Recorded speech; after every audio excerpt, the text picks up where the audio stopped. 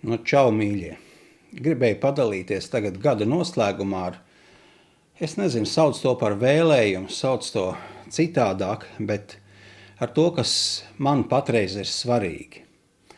Un man ir burtiski tāda sajūta, kad jau vairāk kā 30 gadi Kristū, bet tikai burtiski pēdējos gadus paradoksāli, bet es sāku saprast vai ieraudzīt, nomanīt, kas ir evaņģēlijs. Iedomājies. Un te ir tāda raksturvieta 45. psalmā. Tas psalms, ja tu lasīsi cauri, tas viss ir par Jēzu, par Kristu. Tas ir dievišķs, pārdabisks psalms, bet gribu parādīt tikai 8. pantiņu. Tu mīli taisnību un ienīsti netaisnību, tāpēc tas kungs tavs dievs tevi svaidīs ar prieku eļļu, kā nevienu no taviem bērniem. Un tur burtiski ir runāts par Kristu. Šo te pašu pantiņu Pāvils citē ebreju vēstulē 1. nodaļā, ka viņš runā par Kristu. Neķidājot, te būtu daudz iekšā, bet neķidājot to visu smalku un sīki, te ir teikts, tevi svaidīs ar prieka eļļu, kā neviena no taviem bērniem. Ar prieku. Saprot, ar prieka eļļu. Tas eļļa, tas ir svaidījums, tas svēto garu pārstāv tajā laikā. Un ja mēs skatāmies, viņš saka, es tevi esmu svaidījis ar svēto garu, kas ir ārkārtīgi priecīgs. Es tevi esmu svaidījis ar prieku vairāk, saproti, vairāk kā ikvienu citu, kas tur būtu cilvēks. Vairāk kā ikvienu. Un tad paskaties vēl kādas rakstu vietas, piemēram, Jesejas grāmatā. Tas, kas mani burtiski sajūsmināja. Jesejas grāmatā 35. nodaļā, tur viena no īsākajām nodaļām, 10 pantiņi tikai, bet te ir runāts par to, kad tad, kad nāks kungs, jeb Dievs, tad viņš izmainīs lietas virs zemes, un tur vairs nebūs plēsēji, tur nebūs lauvu, ja?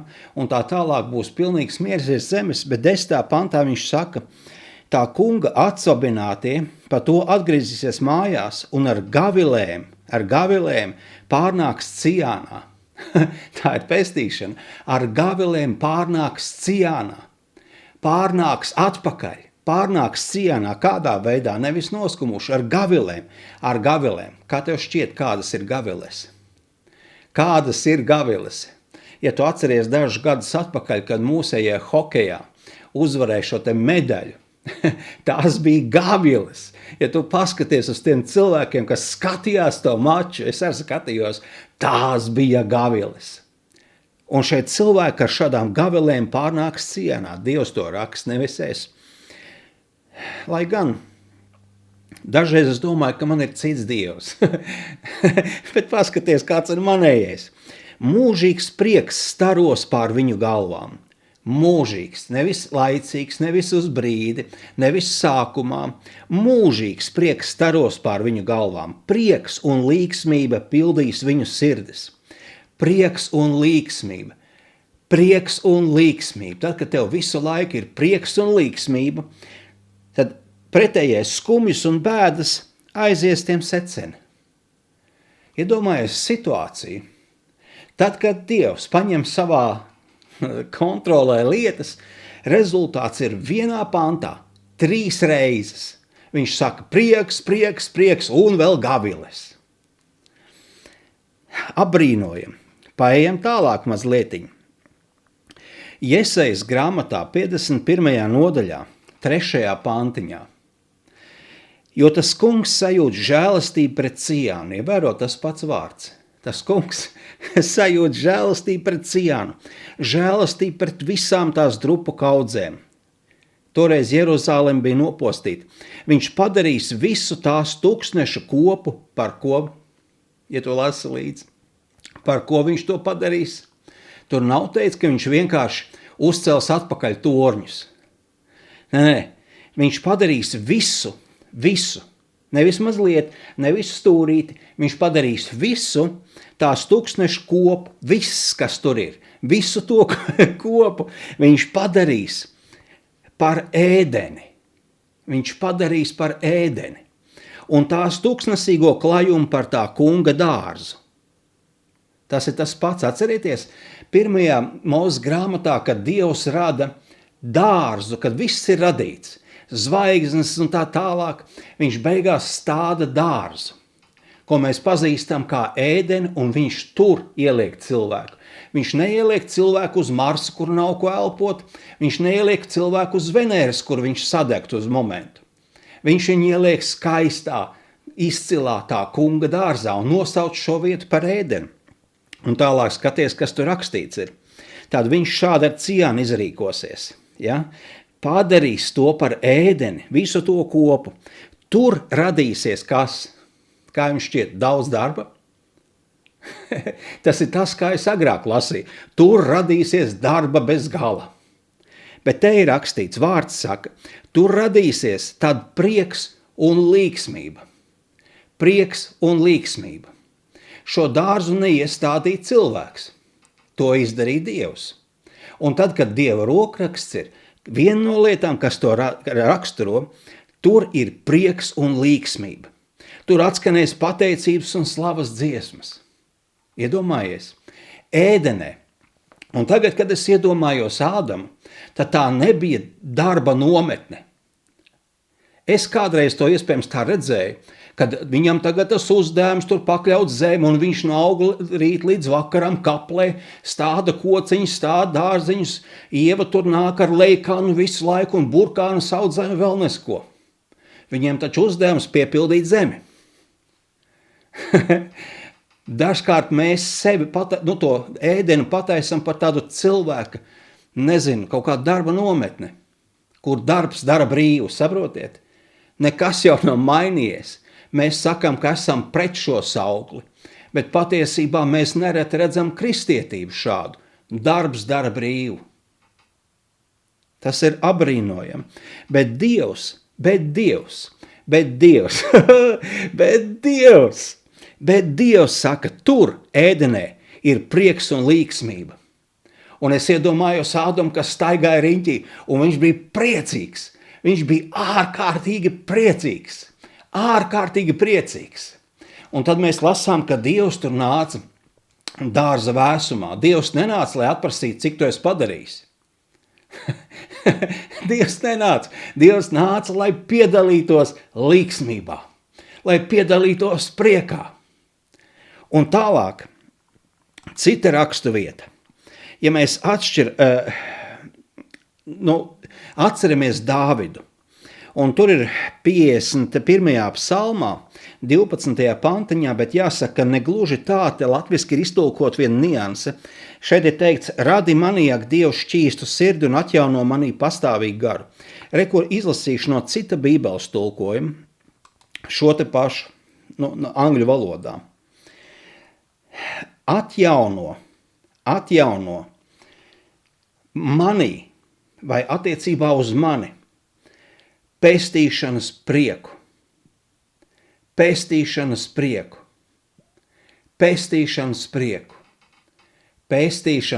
jeb glābšanas prieku. Glābšana nav kaut kas tāds, ka tu tagad, Jēzu, esi mans kungs, es esmu izglābts un tagad pie darba. Tā nav glābšana. Glābšanai ir kaut kas raksturīgs. Glābšanu raksturo prieks. Un es esmu to daudzkārt redzējis, kad cilvēki pieņem Jēzu. Viņi tikko ir pieņēmuši Jēzu, tur visiem priekšā iznākuši un viņi sāk lēkāt. Kāpēc? Viņi vēl nav dzirdējuši, ka tagad viņiem nāksies baigi strādāt. Viņiem ir prieks, kamēr tur ir Dievs. Nākamā rakstu vieta. Jesajas 12. nodaļā, 3. pantiņš. Jesajas 12.3. Un jūs smelsiet ar prieku ūdeni no pestīšanas avotiem.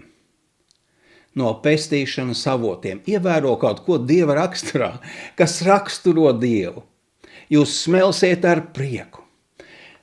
Tas nozīmē, ka tu neesi avots. cits ir avots. Tā ir pestīšana, kas tev ir saņemta, tā ir tas avots, un tu smel no turienes. Tavs aicinājums ir nevis vienreiz mūžā to piedzīvot un aizmirst, bet palikt šajā pestīšanā. Palikt šajā pestīšanā. Kas to raksturo? Ja tu smel no pestīšanas, tur būs prieks. Un tas nav tāds prieks, tas nav kaut kas tāds. Pestīšanas prieks ir kaut kas tāds, ko Dievs saka par Jēzu. Viņš izlēja tā, kad neviens cits vēl to nebija piedzīvojis tādā mērā. Klausies, tad, kad es to lasu, es domāju, Jēzus bija jautrākais čalis uz zemes. Tad, kad viņš staigāja. Mēs skatāmies tās Jēzus filmas, bet es neatceros, ka es tur būtu redzējis, ka Jēzus būtu smējies. Bet par Jēzu ir teikts, un to saka Dievs, viņš bija priecīgākais cilvēks. Da viņiem tur visu laiku bija jautri. Tas, ko es redzu, kad ar Jēzu staigājot, vienmēr bija jautri. Un kaut kāds KVN, ko kādreiz mēs esam skatījušies, vai vēl kaut kāda humora raidījuma tur blakus nestāv. Tur bija īsta jautrība. Latviešu valodā dažkārt ir grūti ar šiem te vārdiem. Tāda hohma, tāda pilnīgi līdz tam, ka tu vēderi turēdams. Es kādreiz tā smejies, kad tu smejies vēderi turēdams. Un tu saki, nesmīdini mani, es nevaru vairs izturēt. Tas ir tas, kāds Jēzus bija. Ar mācekļiem. Mācekļiem daudzreiz bija grūti, acīm redzot, jo bija tik ārkārtīgi smieklīgi ar Jēzu. Jēzus bija jautrs. Jēzus bija ārkārtīgi jautrs. Un tad atnāk Jēzus. Mēs lasījām tur psalmus, Jesaja. Atnāk Jēzus, un mēs evaņģēlija pašā sākumā. Kas ir evaņģēlijs? Kas ir evaņģēlijs? Es sev uzdevu tādu jautājumu. Mēs lasām Mateja, tur Marka, Lūkas, Jāņa evaņģēlijs. Kas ir evaņģēlijs? Tas ir grieķu vārds, kurš sastāv no 2 daļām. Tas ir saliktenis. Un šis vārds burtiski nozīmē prieka vēsts. Prieka vēsts. Nevis prieka kaut kāda, akadēmiska mācība. Tagad mēs izpētīsim prieku, izpētīsim kādu muskuļu, tur darbojās kādi, kas izdalās pa vielām. Nē. Tā ir vienkārši vēsts. Kādreiz, kad tu skaties kaut kāds humora raidījums, tev vienkārši stāst šo te humoru, un tā ir tā vēsts, kas tev liek smieties. Vēsts, kas tev liek smieties. Un Jēzus jau Lūkas 4. nodaļā, uzreiz pēc tam, kad tur velns viņu kārdinājis, viņš ieiet vienā sinagogā, atver vaļā Jesajas grāmatu un nolasa par sevi. Viņš saka tā, 18. pantā, Lūkas 4.18. Tā kunga gars ir uz manis, tātad paša Dieva, svētais Dievs gars ir uz manis, kas es arī esmu Dievs. Jānis par to saka, kad viņš bija pie Dieva, viņš bija Dievs un tā tālāk vārds. Šādi 3 Dieva šīs te personības kopā vienā veselā. Un kas notiek? Tas kunga gars ir uz manis, jo viņš manis svaidīs sludināt ko? Ko sludināt? Ko sludināt? Es lasu prieka vēsti. Viņš manis svaidīs sludināt prieka vēsti. Prieka vēsti. Ar ko tā atšķirās no vienkārši kaut kādas mācības tādā, neforšā veidā. Prieka vēsti ir tas, ka tev nodod to vēstījumu un tiec galā. Tev nodod vēstījumu un tagad ko tu darīsi ar to? Te nav runa par to, ka tagad tev šausmīgi tur jāiedziļinās un bez 5 doktora grādiem tu galā netiksi. Nē. Tev vienkārši pasludina prieka vēsti. Pasludināt atsabināšanu cietumniekiem, tu esi brīvs. Akliem gaismu, satriektos palaist vaļā un pasludināt mūsu kunga žēlastības gadu, jeb šo jubilejas gadu, kas joprojām turpinās no tā brīža. No tā brīža tas ir spēkā jubilejas gads. Jubilejas gads nav tad, kad visi noskumuši staigā. Tas ir milzīgs prieks, kad palaist vaļā visu. Un ja mēs skatāmies vārdā, ar viņa brūcēm mēs esam izdziedināti. Viņš bagāts būdams. Man pat prātā nenāk, cik bagāts ir Dievs. Tā par nabaks, lai viņa nabadzība kļūtu mums par bagātību. Viņš ir devis mums visu, kas nepieciešams dzīvei un dievbībai. Viņš ir devis savu mieru. Viņš mūs ir svētus darījis. Viņš mūs ir absolūti taisnojis. Un tā tālāk un tā joprojām. Viss, kas man pieder jums. Iedomājies, Dievs tagad ir kļūst par mūsu tēti. Un viņam pieder viss. Viņš spēja visu. Un viņš ārkārtīgi mīl mani. Tad, kad es to sapratu, sāku apjēgt, es pēkšņi apzinājos, ar mani viss būs kārtībā. Tāpēc, ka viņa makā mans 3x4 foto vienmēr atrodās.